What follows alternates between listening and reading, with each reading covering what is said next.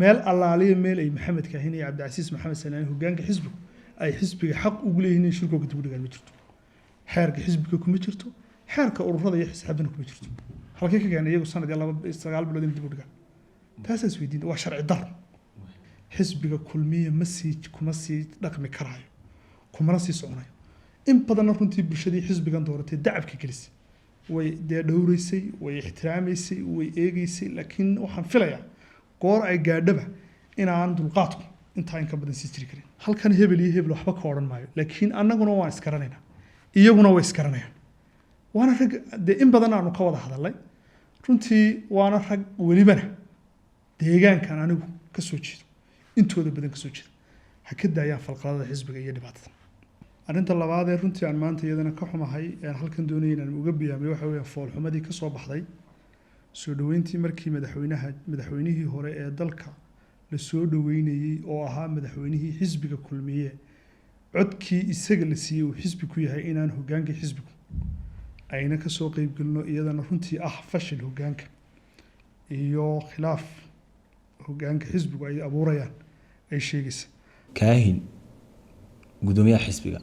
iyo gudoomiye ku-xigeenkiisa oo lagu doortay shir golo dhexe inay ku meel gaar yihiin bal aragtidaas iyadu ma saxba maxaa la oran karaa aragtida waa sax weeye asalkaba hoggaanka xisbigu waxaa lagu doortay shirweyne nabadda wadayaal halkani waa RTV aniguna waxaan ahay Axmed Dool ku soo dhawaada waraysi gaar ah oo la yeelan doono xildhibaan Sikaawi oo ka tirsan golaha deegaanka caasimadda Hargeysa sidoo kalena kamid ah xisbiga mucaaradka ee kulmiye ugu horeyn xildhibaan ku soo dhawow RTV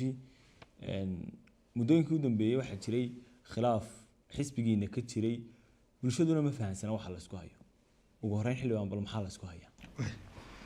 aad iyo aad baad umahadsantahay Axmed iyo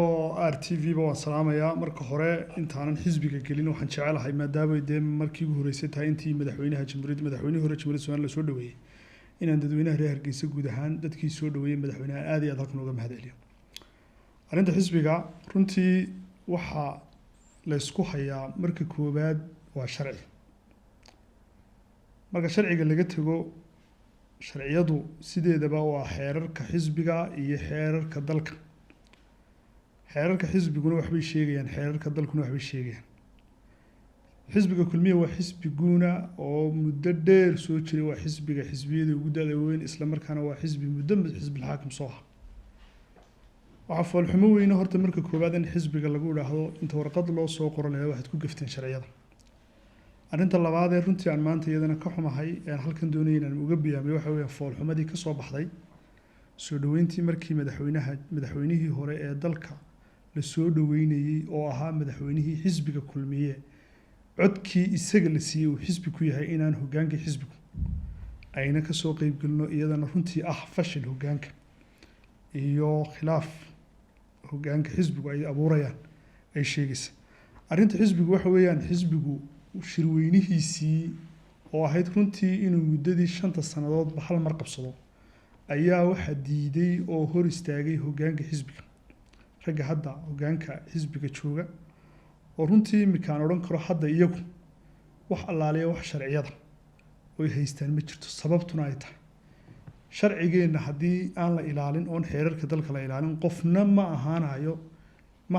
sharciyadu haysto anigu imika xeer baan xildhibaan ku ahay sharci baan xildhibaan ku ahay marka sharciga aan ka gudbo ama muddaxileedka sharcigaasi isiinaya iga dhamaado noqon maayo xildhibaan noqon maayo sidaas leegbuuna hoggaanku maanta ayna hoggaano ahaanin maadaama oo muddo dhaaf ay yihiin iyaguna ay sababeen in ay shirweynihii xisbiga ee ama iyaga dib loogu dooran lahaa ama hoggaan kale cusub lagu dooran lahaa inay qabtaan inay diideen oo muddo aan iyaga xeerna siin sharcina siin caqlina siinin ay kordhiyeen muddo sanad iyo 9 bilood Axmed oo xeerka xisbigu uu leeyahay xisbiga kulmiye horta xisbi imika dhee abuurnay oo cusub maaha waa xisbi in badan soo jiray shirweynahan imika la isku haystaana maaha shirweynihii koowaad shirweynihii xisbigu wuxuu ahaa 4 Oktoobar iyo 6 Oktoobar 2020 buu waxay ahayd shirweynaha kale ee xisbiga kulmiye inuu qabsado 4 Oktoobar 2025 may dhicin shirweynaha xisbigu muu qabanin oo lama qaban dad means maadaama shirweynaha la qaban oo shirkaasi qabsoomin oon hogaankii xisbiga dib loogu dooran ama hoggaan xisbi la dooran maanta anigu lama odhan karo hoggaanka xisbiga hadda jooga waa sharci. arrinta la isku hayaana waxa weeye arrintaa shirweynaha ee xisbiga ee ahayd runtii in 5 sannadoodba hal mar xisbigu dood kale jirtay xisbiga qolada hadda ay ku candoonayaan oo ah xisbigu wuxuu xisbi u noqday markii guddida ururada iyo asxaabta qaranku ay shahaadada guddoonsiiyeen 2000 dhawaan markii makayso muxuu ahaa ururada soo baxeen. marka xisbiga xeerka la eego xeer foodhiina wuxuu leeyahay xeerku xisbi iyo urur buu leeyahay. arrintaasi markaa waxaan qabaa inay hadda xisbiga arrinta la isku hayay ee muruka koowaad ay arrintaa tahay. hogaankii kulmiye ee hadda talada hayay ee uu kayn hogaaminayay waxay qabaan in xisbigii dib loo doortay muddo 5 sanana mandate-ka ay haystaan inay shirweyne ku qabtaan. idinku dooda maxaa ku diidantii? horta doodaasi uu leeyahay guddoomiyaha iyo hoggaanka xisbiga hadda jooga ay leeyihiin xisbigii kulmiye dib baa loo doortay. arrin baa horta isweydiinay caqliyana maxamed kaahin iyo cabdicasiis samaale oo guddoomiye ku-xigeen goormaa la doortay. markii shahaadada la doortay la siiyey ay xisbigu shahaadada soo qabtay oo xisbinimo noqdeen ayaa iyagu guddoomiye ku-xigeen loo doortay. miyuuna ka horreyn xisbigu oon shirweynihii iyaga lagu doortay ka horin shir golo dhexa iyaga lagu doortay. haddii intii xisbiga ka horreysay sanadkan markii imika xisbinimada uu soo baxay ayna muxuu xisbiguna xisbi ahayn dadmiinis waxa weeyaan hoggaankuna hoggaan maaha. arrinta muhiimka waxay tahay xisbiga kulmiye muddaxileed buu leeyahay shirweynihiisu in shirweynihiisa sidiisa lagu ilaaliyo oo muddaxileedkiisii lagu qabto. haddii saba wayba dhici kartaa xisbiga in shirkiisa la yidhaahdo xaalado jira dib loo dhigo in sharciyadda loo maro weeye. xeerku waxbuu sheegayaa meel allaaliya meel ay maxamed kaahin iyo cabdicasiis maxamed salaan hoggaanka xisbigu ay xisbiga xaq ugu leeyihiin in shirkooga dib u dhigaan ma jirto. xeerka xisbiga kuma jirto xeerka ururada iyo xisaabtana kuma jirto. halkee ka keenay iyagu sanad iyo 9 bilood in dib u dhigaan taasaas weydiin waa sharci dar waana halka ubuucda khilaafka xisbigu uu hadiyaa. waxa la isku diidayahay muddada ay iska kordhiyeen ee aan sharci waafaqsanayn ee aan xeerarka dalka waafaqsanayn xisbiga kulmiye kuma sii dhaqmi karaayo kumana sii soconayo. in badanna runtii bulshadii xisbigan dooratay dacabka gelisay way dee dhowraysay way ixtiraamaysay way eegaysay laakiin waxaan filayaa goor ay gaadhaba inaan dulqaadku intaa in ka badan sii jiri karin. xildhibaan waxaad ka dhawaajisay inaan hoggaanku sharci ahayn. dad badan oo aragtiyaha miidiyaha marinayo siyaasiyiinina way jireen. maxaa hoggaanka hadda jooga sharcinimadii ka qaaday? de sharci baa xeerarka ka qaadaya. hoggaanka horta dee wuxuu sharci ku noqday hoggaan ku noqdaa shirweyne xisbi marka lagu doorto. markaasuu dee hoggaanku markuu shirweyne xisbigu haddii uu 4 Oktoobar shirkiisii qabsan lahaa hoggaanka dooran lahaa cidina ma muranteen cidina isuma khilaafteen hoggaan bayna. laakiin hoggaanka haddii uu shir 5 sannadood ee la doortay ay shirweyne ku qaban waayaan xeerarka iyo xeerarka xisbiga labaduba waxay sheegayaan in ay xisbina hoggaannimadoodii luminayaan bay sheegayaan oo si cad u sheegayaan. qodobadana waan ku akhriyi karaa sheegaya sidaa daraateed taa iyaguna way garanayaan dadkuna way garanayaan xeer foodhiin la yidhaahdo iyo xeerka xisbiga labadaba si cad ayay u sheegayaan muxuu u caddaynayaan. hoggaankaasi waxay lumiyeen sharcinimadoodii hoggaanimadoodii lumiyeen kadib markii ay shirweynihii xisbiga qaban waayeen. waxaa jira aragtiyo kale odhanaya kaahin guddoomiyaha xisbiga iyo guddoomiye ku-xigeenkiisa oo lagu doortay shir golo dhexe inay ku meel gaar yihiin. bal aragtidaas iyadu ma saxba maxaa la odhan karaa aragtida? waa sax weeye asalkaba hoggaanka xisbigu waxaa lagu doortay shirweyne. intaa shirweynaha ka horeysa waxaa sii doorta haddii hoggaanka wax laga bedelayo iyo haddii shaqada xisbiga wax laga bedelayo xeerarka xisbiga golaha dhexe xisbiga kongareeska xisbiga ee golaha dhexe doortay si ku meel gaara bay ugu sii doorteen inay ahaadaan guddoomiye iyo guddoomiye ku-xigeen. laakiin hoggaanka inta kale maxamed muxuu ninka la yidhahdo saajin iyo ninka la yidhahdo axmed cabdidheere iyaga waxaa lagu doortay shirweyne xisbi stil iyagu. laakiin maxamed kaahin iyo cabdicasiis samaale si ku meel gaara ayaa xisbiga kulmiye golihii dhexe xisbiga ugu sii doortay. waxaana la doonayay in la gaadhsiiyo muddada ay gaadhsiiyaan shirweynaha xisbiga oo ah mud 5 sanaba hal mar. guddida ururada waxay soo saareen go-aankaasoo ay ku diideen shalwadkii kulmiye u gudbiyey inuu shirarkiisa qabsanayo taasoo guddidu ku tilmaameen sharci darro. kulmiye weli go-aan isaga rasmiya lagama hayo haddii kulmiye halkiisa ku adkaysto guddida ururadu siday sheegayaan sharciga ku adkaystaan maxaa xalaalkii la tegaya arrinta guddida ururadu runtii aad iyo aad bay ugu mahadsan yihiin guddidani waxay u asaasan yihiin inay xisbiyada qaranka ku ilaaliyaan iyo ururada sharciga ku ilaaliyaan ay marka koobaad u asaasan yihiin xeer la yiraahdo xeer foondhiin bay ku shaqeeyaan arrinta la yaab kale waxa weeye xisbiyada waxay u soo direen inay soo gudbiyaan schedule-kii ay ku qabanayeen shirweynayaashoodii xisbiga kulmiye oo runtii xisbiga maanta keliya ay diideen warqadii ay u soo direen ay yidhaahdeen sharci maaha waxay gudbiyeen inay qabanayaan shirweynahoogii ay qaban doonaan 2000 June 2027 habase ahaatee arrintaa waxaa soo diiday guddidii ururada oo ah runtii guddida xaqa u leh inay ku ilaaliyaan xisbiyada iyo ururada sharciga waxaanan isleeyahay guddidaasi way ku mahadsan yihiin wayna feebarna weysiiyeenoo waxay yidhaahdeen welibana muddo bilac oo aan runtii anigu dee sharci umay cuskan laakiin feebar bay ugu sameeyeen xisbiga kulmiye inuu muddo bila ku soo hagaajisto wixiisu kusoo gudbido arrinta kale axmed oo xusada mudan waxa weeye labada xisbiya kale welibana dee xisbi uu urur ka soo gudbay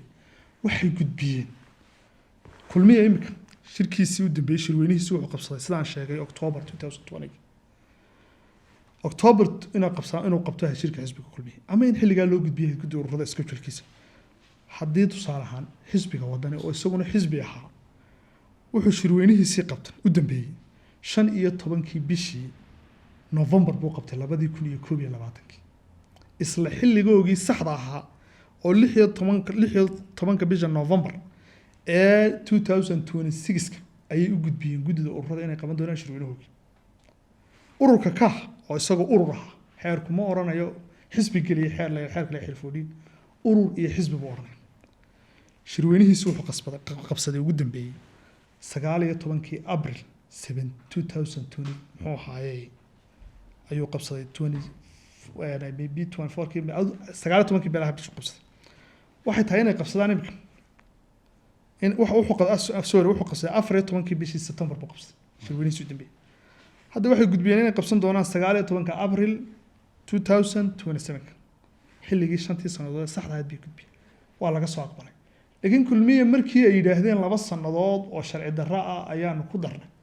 guddida ururada ku mahadsan yihiin waxay yidhaahdeen arrintaas sharciga ma waafaqsana xeerarka dalka ma waafaqsana xeerka xisbiga u yaallo ee ururaduna hayaana guddida ururada hayaana ma waafaqsana sidaa daraadeed dib bay u soo celiyeen wuxuuna isleeyahay haddana waxa u bannaan guddidu maadaama uu hogaankii xisbigu luuskareeyeen sharcinimadoodii in ay xisbiga kulmiye iyagu maanta iyagaa sharciga muxuu ahaa dalka iyagay tahay inay ku maamulaan in ay muddeeyaan muddaxileed muxuu ahaa shirweynihii xisbiga taasaan soo jeedinay oo ay iyagu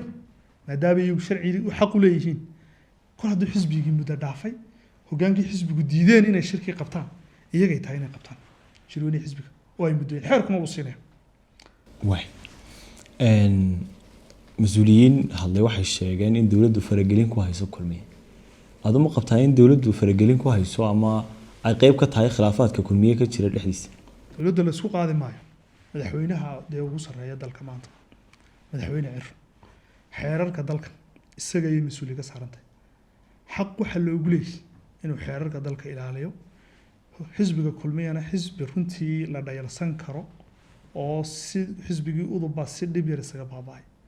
la iska odhan karo dowladdu way iska faragelinaysaa ama garabka dee muxuu ahaayey hogaanka ah in sharciyadda haysan bay hadda gacan siinayaan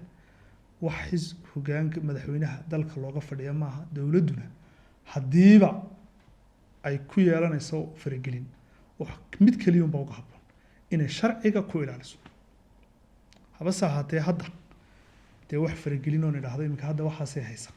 ama dhibtaas haysa waa sala arki doona ugu dambeyn fariinta diraysa maxay tahay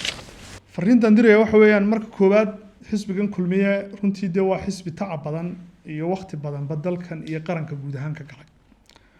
waa xisbi burburkiisu haddii ilaahay kama dhige runtii halis badan uu keeni karo waa xisbi u baahan runtii in dee aad iyo aad looga taxadiro khilaafkiisa iyo burburkiisa iyo wadahadalkiisa waa xisbi aan isleeyahay qaranka waa xisbiga keliya ee runtii wixii qarankani iyo dalkani dowladnimada iyo dalnimada aynu helnay beysku oo waxaa aasaasay madaxweynihii hore ahna guddoomiyihii aslamriyad raggii dalkan dacabka soo geliyay baa aasaasay sidaa daraaddeed waxaan leeyahay dadweynaha xisbiga tacabka geliyey ee muddadaaba hadlayey ee xisbiga dhowrayey ee ilaa imika ixtiraamka badan ka muujinaya waxaan leeyahay xisbigiina ilaashada kuna ilaaliya sharciga waxaan sharci ahayn lagu qasbi maayo dadka inay ku muxuu ahaayey ay aqbalaan sidoo kale waxaan rajaynayaa odayaasha xisbiga jooga anigu hal taloon baan usoo jeedinaya maxamed kaahin waa nin weyn waa guddoomiyihii xisbiga waa nin mujaahida waa nin dadkoo dhan ay ixtiraam badan u hayaan laakiin waxaa jira dadyow badan oo talada ay siinayaan guddoomiye maxamed kaahin oo ku xeeran ayna ahayn taladii saxda ahayd ee xisbigan lagu dhaqi lahaa ama xisbigani uu mar labaad iyo mar saddexaad ku guuleysan lahaa ee uu taladii dalka dib ugula wareegi lahaa waxaan leeyahay maxamed hal un baan leeyahay oo oday weyn oo qaranku ixtiraamayo dadkoo dhan ixtiraam badan u hayaan laakiin soomaalida waxay tidhahdaa nimaan kuu furi doonin iyo kuu rarin isaga intaasaan odhanaya ragga galeynu isgaranayno ee imika waxaanoo eeda iyo waxaanoo mahlakaa xisbiga gelinaya ee iyaguna isgaranaya iyagana waxaan leeyahay xisbiga hadimada ka daaya waxba laga dheefi maayo xisbiga kulmiye dhibtiisa sidoo kalena dee haddii muddo la is-ixtiraamka iyo waxaan uu iska soo dhammaan doonaa aakhiritaanka runtun baa lasoo iman doonaa dadweynahana waxaan leeyahay xisbigiinii kulmiye dadkii codka siiyey ee ilaa imika xisbiga kulmiye dhowraya ee hogaanka xisbiga ka xishoonaya ilaa muddo waxaan leeyahay ixtiraam waxaad sheegtay maxay ahayd rag ku hoos jira guddoomiyaha xisbiga oo talooyin aan habboonayn siinay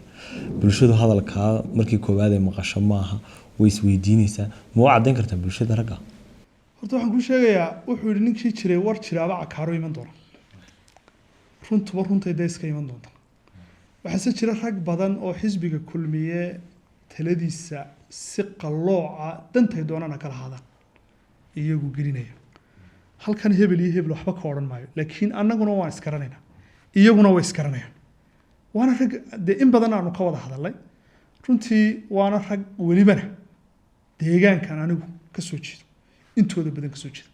ha ka daayaan falqalada xisbiga iyo dhibaatada kaasi waxa uu ahaa xildhibaan Sikaawi oo ka tirsan golaha deegaanka caasimadda Hargeysa sidoo kalena ka mid ah xisbiga mucaaradka ee kulmiye tan iyo kulan dambe nabadgelyo